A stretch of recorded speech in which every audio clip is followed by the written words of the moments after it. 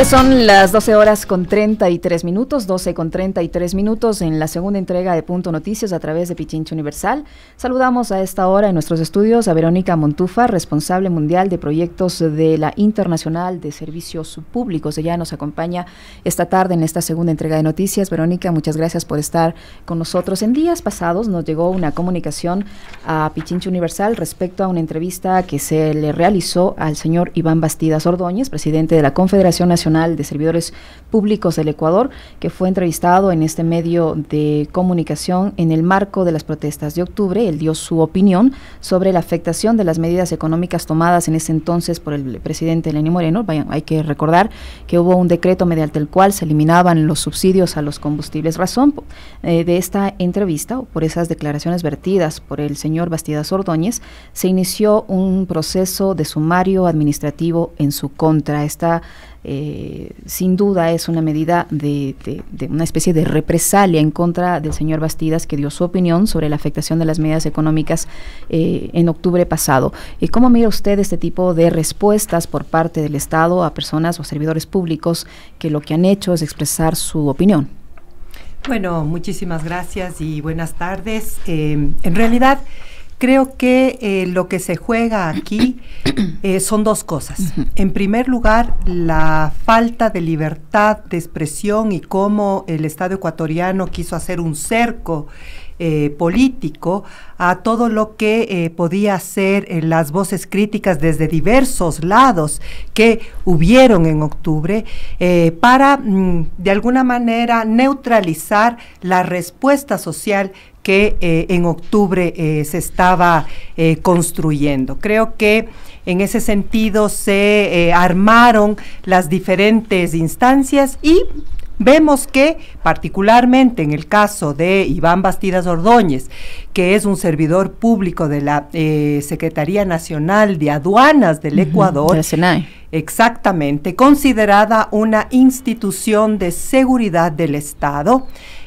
actúa la SENAE en este sumario administrativo planteando que las declaraciones que hace Iván Bastidas, que lo hace en su calidad de dirigente sindical y gremial, no en calidad de servidor público de la SENAE, ¿sí? Y se confunde, se trastoca y dice, ¿cómo es trabajador, servidor público de la SENAE? Él no puede dar declaraciones en declaraciones públicas. Pero al ser dirigente sindical sí lo puede hacer. Entonces lo que hay es una transposición de competencias de la SENAE. Por supuesto, la SENAE no actúa sola, ¿sí? Y por lo tanto hay la sanción en este sumario administrativo. ¿Cuál es el argumento que utiliza la SENAE? El argumento de la SENAE, como le digo, es decir, el servidor público Iván Bastidas da estas declaraciones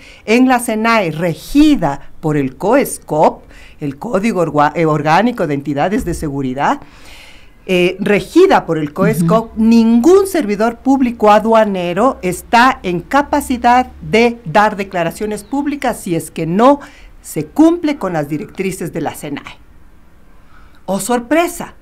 La defensa de Iván Bastidas plantea, Iván Bastidas no está actuando como servidor público de la SENAE, él está actuando en su calidad de dirigente sindical y gremial. Cuando él vino a la entrevista aquí en Radio Pichincha Universal, estaba actuando en su calidad de presidente de la Confederación Nacional de Servidores Públicos del Ecuador, la CONASEP. Entonces, ¿existe o no existe esta libertad sindical? Porque con este tipo de medidas, pues salta la respuesta, no existe. Porque si alguien viene representando un gremio y da su opinión, y si a esta institución pública no le gusta, pues le inician un sumario administrativo. Y particularmente hay una mayor vulnerabilidad para aquellos trabajadores denominados servidores públicos y una segunda mayor vulnerabilidad para aquellos servidores públicos que trabajan en los organismos considerados de seguridad del Estado. Quiero comentarle que el sumario administrativo ha sido ya sentenciado. Él va a perder por una falta grave. Pero ¿va a perder su cargo el señor Bastidas? En el COESCOP está que procede la destitución cuando hay 2 faltas graves en 365 años, 365 días, en el periodo de 365 días. Es decir, en un año. La SENAE ha seguido 3 sumarios administrativos de Iván Bastidas. El primero, por haber posteado en su cuenta de Facebook, su cuenta personal de Facebook y en su cuenta de la Asociación de Servidores Públicos Aduaneros del Ecuador, de la cual es su presidente, ¿sí? Una información que estaba en una comunicación que se envió a la directora general de las aduanas del Ecuador. Primer sumario administrativo. El segundo sumario administrativo es por venir a hacer declaraciones en la radio Pichincha Universal, y el tercer sumario administrativo es por haber enviado una comunicación al presidente de la República en donde se planteaba las fuertes deficiencias que tiene el sector de vigilancia aduanera, ante la cual la secretaría o la de la SENAE no daba respuesta. Pero ahí más bien le estaba alertando de una problemática que podían corregir. Pero resulta que con esta transposición de la prelación de los derechos y por esta codificación de los servidores públicos que sirven a una instancia de seguridad del Estado, hay una absoluta indefensión. Pero quiero comentarle que particularmente por el sumario primero y el sumario tercero, que eran estas cuentas, lo que él publicó en sus redes sociales, en su red Facebook, y también la comunicación que se envió al presidente de la República, hemos ganado en primera instancia una acción de protección. Y es fundamental decirle que la argumentación por la cual se da este paso a la acción de protección en favor de Iván Bastidas y se procede a la nulidad del primer sumario administrativo y del tercero, es justamente porque la lógica jurídica plantea que están por encima, en orden de prelación, los derechos a la libertad de expresión y los derechos a la libertad de asociación, frente a la argumentación que hacía la SENAE de que este servidor público es un servidor público de un organismo de la seguridad del Estado y por lo tanto tiene que guardar silencio. Qué bueno, eso es sin duda una buena noticia, no solo para el señor Bastidas, para la libertad de expresión en su conjunto, que todavía existan jueces que tomen en cuenta el derecho, que actúen apegados a derecho y reconozcan que la libertad de expresión está por encima de muchas otras cosas. Eso sin duda es un triunfo para el señor Bastidas y para todos. Es una victoria, por supuesto, es una victoria que la tenemos que celebrar ahora, pero que va a haber una segunda instancia porque ya los abogados de la Secretaría Nacional de la Aduana han apelado al caso. Por el caso específico de las declaraciones en Pichincha Universal, también pusimos una acción de protección que la perdimos en primera instancia porque pusimos cuando todavía no había una sentencia. Y parte de la argumentación se dijo, eso todavía está en proceso, ¿sí? Ahora va a haber una segunda instancia, hemos apelado a eso, va a haber una segunda instancia el 17 de marzo y esperamos que con esta jurisprudencia de esta primera acción que ya está positiva, podamos de nuevo patentar esta victoria. Y como usted dice, no solamente es una victoria para el caso específico de Iván Bastidas, es una victoria para la comunicación en términos de la libertad de expresión, es una victoria para el movimiento sindical nacional y gremial, particularmente hablando de los servidores públicos, por el caso de justamente el orden de prelación de los derechos y particularmente para el caso de servidores públicos frente a toda esta desprotección que implica este término de considerarse servidores públicos. Claro. Además hay que tomar en cuenta que luego el propio gobierno dio marcha atrás con este decreto, se eliminó y se quedó al menos momentáneamente, parece sin efecto, la eliminación del subsidio de los combustibles. Entonces no tendría sentido que le sigan un proceso cuando lo que fundamentó su opinión, digamos, en este medio y posiblemente en sus redes sociales, ya no existe. Bueno, pero ahí se nota la acción de persecución a un dirigente sindical que lo que hay que hacer es callar, ¿sí? Neutralizar, ¿sí? Entonces, pensamos que en este caso hay, en primer lugar, un triunfo, una victoria en relación, como le digo, al orden de prelación de los derechos por un lado, pero también para esta categoría de trabajadores mal denominados servidores públicos. Y nosotros hemos planteado eso porque el tema de servidor público casi que es un concepto feudal, ¿sí? El servidor público no es considerado trabajador, entonces están fuera de la ley del trabajo, ¿sí? Están en esta ley que es parte del derecho administrativo, que es una ley absolutamente unilateral. Pero como le digo, además, estos categorizados por ser, además de ser servidores públicos de instancias de seguridad del Estado, están triplemente vulnerados. El COESCOP, ¿sí? Es una ley que está por encima, parece que estar por encima de la Constitución, estar por encima de la LOCEP, de los convenios internacionales del trabajo. Entonces, pensamos que es importantísima esta jurisprudencia que se sentará, esperamos que en el siguiente audiencia la podamos ratificar. Este caso ha sido elevado a instancias internacionales, ¿lo conocen los organismos internacionales, la Organización Internacional del Trabajo, por ejemplo? Así es, hemos presentado una queja ante el Comité de Libertad Sindical. El caso es parte de la hoja de ruta de la misión internacional de la OIT que estuvo visitando nuestro país a finales de diciembre de este año y esperamos que en realidad se pueda dar pasos en firme frente a una situación que digamos, la jurisprudencia nacional ha dado una enseñanza magnífica. Estamos conversando en la segunda entrega de Punto Noticias a través de Pichincha Universal con la señora Verónica Montúfar. Ella es responsable mundial de proyectos de la Internacional de Servidores Públicos. Verónica, en estos días se ha conocido el despido de personal tanto de la Corporación Nacional de Telecomunicaciones como del Ministerio de Inclusión Económica y Social. De hecho, hoy un grupo de perjudicados realizó un plantón en los exteriores de la Corte Constitucional exigiendo la derogatoria del decreto ejecutivo 813 que facilita la compra de renuncias obligatorias, un decreto que fue cuestionado, que fue hecho en la administración anterior, pero que en esta tampoco ha sido topado, pese a que al iniciar esta gestión gubernamental se ofreció dar marcha atrás. En base a este decreto se ha seguido despidiendo gente de acuerdo a los organizadores de este plantón sin la menor consideración, incluso gente que tenía nombramiento. ¿Cómo usted mira el tratamiento que se está dando al tema de los despidos? Porque tienen que cumplir una meta acordada con el Fondo Monetario Internacional.